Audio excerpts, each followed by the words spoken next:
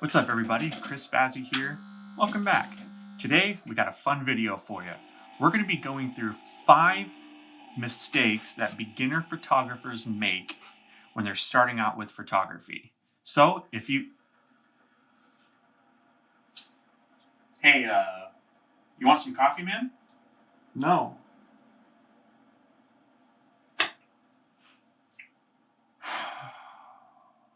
Just roll that intro. Yeah.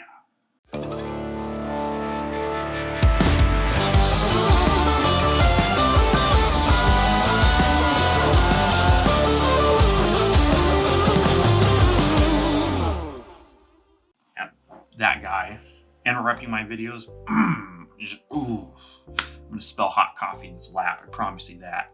All right, I'm excited for this video. So this video is brought to you by a collaboration between me and a good friend and fellow content creator, Zachary Cook, AKA a cook and his camera. Now, if you don't know who he is, that's your mistake.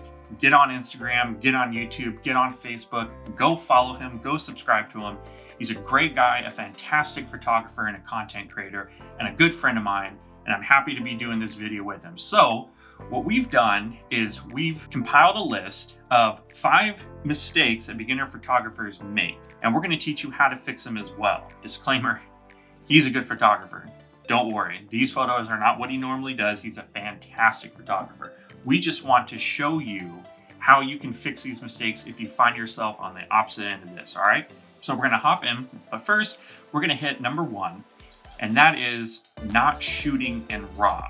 So you have 2 different image settings, if you will, inside your camera, all right? You have what's called RAW, and you have what's called JPEG. Now, you don't need to be a photographer to know that a JPEG usually means an image, all right? Anyone knows that, and if you don't, again, Google it. The main difference between the two is that RAW is going to give you the most amount of information in camera to where when you bring it into post, you're going to be able to adjust it, apply your edits, whatever, without your image completely falling apart. Now the issue with JPEG is that JPEG is a smaller file size, but you don't get that freedom to be able to edit as you wish. So what you're getting with the bigger file size with RAW, you're also getting the benefit of being able to manipulate it however you want, however much you want. JPEG is a smaller file size, but you are pretty much set with the baked-in settings that you have in camera. So if you haven't already, get into your camera settings, find the RAW setting,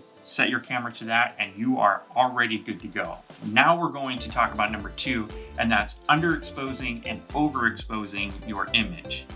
So within your camera, there's a very, very handy meter at the bottom of your camera. When you're looking at it through your viewfinder or through the live view screen, you're going to see a number line with a 0, you have a -3 and a +3. All right, that right there is called your exposure meter. Now you'll also see another little dot triangle little shape underneath it, and as you move into light, move out of light, you're going to see that thing flip-flop between the -3, +3. It's going to just keep going, all right? And that right there is telling you whether or not your image is going to be overexposed or underexposed or perfect, okay? So center means perfect. We got -3, which is underexposed, which means you're crushing your blacks and the shadows and whatnot. You're not getting enough light in. And then your +3 is going to be completely blown out. Your highlights are trash. The image, there's just too much light coming in and you don't have a good enough image, all right?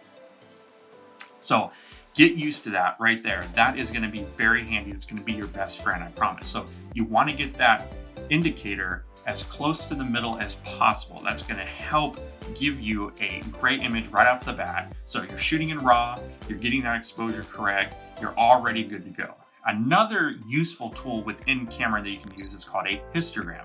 Now, a histogram is going to be in more of a graph layout, and essentially it's working the same way, okay? So if the graph is moving so far to the right, that means your image is overexposed. And if it's moving so far to the left, that means it's underexposed. Turn on that histogram. I use it every single day, every time I'm shooting, whether it's photos or videos, I'm using it constantly. Now you got all that.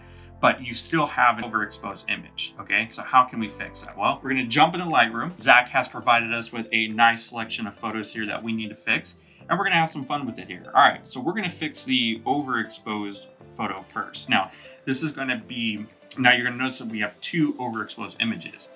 Now they are the same, but they are shot in, one's shot in RAW, the other is shot in JPEG. And I'm gonna show you just how much information we're gonna get back once we fix this overexposed image in here. All right, so let's click on the RAW one first.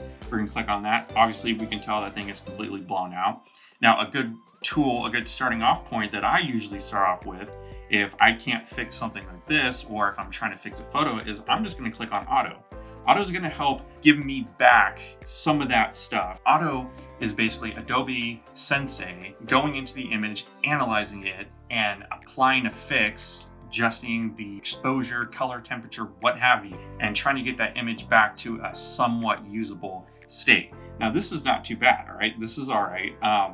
You know, we can zoom in here and we see the skin tones. It's green and, you know, it's just not looking good. That's because of the just blown out highlights, whatever. We're not here to fix skin tones. What we're here is to fix the overexposed image. Hitting auto helped us fix that overexposed image. So if we go over to the JPEG side, watch what we do when we hit auto again. All right, we're not doing anything different from what we did with the raw photo. All right, we're gonna hit auto.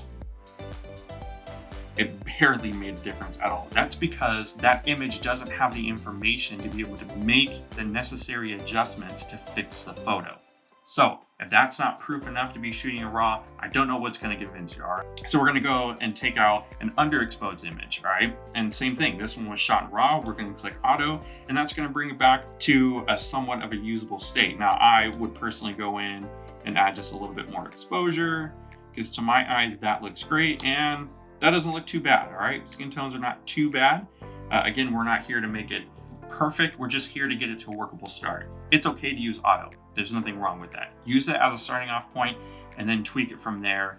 It'll help you, it'll save you. I use it, I'm sure the pros use it. If they don't, well, I don't know why Adobe put it in there in the first place. Number 3, we're gonna be talking about leveling out your image. A lot of time when I'm out there shooting a photo and I wanna make sure that I'm level, I usually try to find some kind of object that I know that's perfectly straight up, or some kind of horizon line that I can use to help even out my camera. Now, a very handy, useful tool that you can use that's built into camera to help you out with that is your grid overlay. Now you can go in your camera setting, find grid overlay. I like to use a 3x3 grid overlay or the rule of third grid overlay, and that's gonna break it up into a 3x3 grid, 9 square. And then I use those lines to help shift and help tilt and help position my camera to where I have it as close to straight and square as possible. Now, of course, sometimes you're not gonna be perfect, and that's fine. Adobe Lightroom has a very handy tool in here. It'll help you auto straight that image for you. So we're just gonna go into our crop and rotate tool,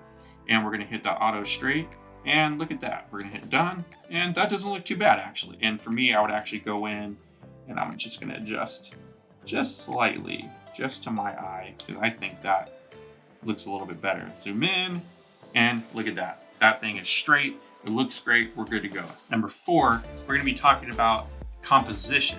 Now, just like we said in the last point with the grid overlay, not only can that help you level out your horizon and straighten up your photo, but it is mainly used for composition of your photos. Placing your subject somewhere on that grid, typically what you can do is you can take your subject and then you can put them within that center block on that 3x3 grid. But you can also put them off to the sidelines there, and that's gonna be called the rule of third. You're sticking them in the third of that frame. So you have a lot of different options of framing. Another cool thing that I like to do is I like to take subjects' eyes and stick them on the 4 points that are inside that grid as well. So in here, we're gonna go to the crop and rotate tool again. And what I'm gonna do is I'm actually gonna zoom in and there we go. I'm actually gonna click on it. See, I'm gonna zoom in. And immediately when I start zooming in, you're gonna notice that we do have that 3x3 grid right here. And our job is we're going to center our subject in frame. Now, on top of making sure the composition is right, we also wanna make sure the image is balanced as well. That means it just, when you look at it, it just doesn't look like one side is heavier than the other. To my eye, I feel like it's too heavy because we have a big truck on one side and nothing on the other. So I'm just gonna completely get rid of that truck. So I'm just gonna zoom in, And the beauty of shooting in a higher resolution and shooting in RAW is that you're going to get a lot of detail even when you zoom in. It's just going to look tack sharp, it's going to look great. All right, so I'm going to zoom him in, and I'm going to get him square right on the center frame there. And then we're going to just straighten it up just a tiny bit. And this is just a basic, we'll get him right there. This is it done. Look at that, that looks great. That looks absolutely fantastic. This is a basic straight on centered shot, and it looks good. You'll find that you will use this crop and rotate tool a lot. Here's a nice pro tip. If you're taking a shot, take it a little bit wider. That way, if you want to change the composition of your subject, or you want to change where our eye is going to be depending on the image or in that grid, you have plenty of room to zoom in and move your subject around if you so choose.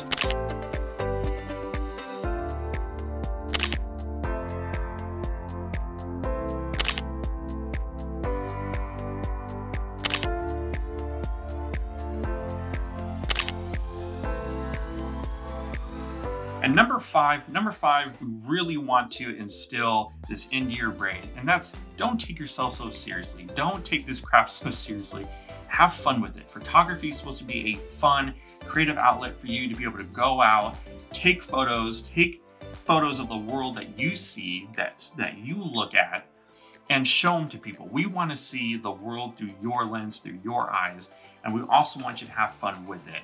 I know Zach would say the same thing if he was sitting right here next to me. We want you to have fun. We want you to enjoy this creative process. Thank you so much, Zach, for providing these photos so we can teach you this tutorial. Again, go find him on social media, A Cook in His Camera, Instagram, Facebook, subscribe to him on YouTube. And guys, we'll see you in the next one. Peace.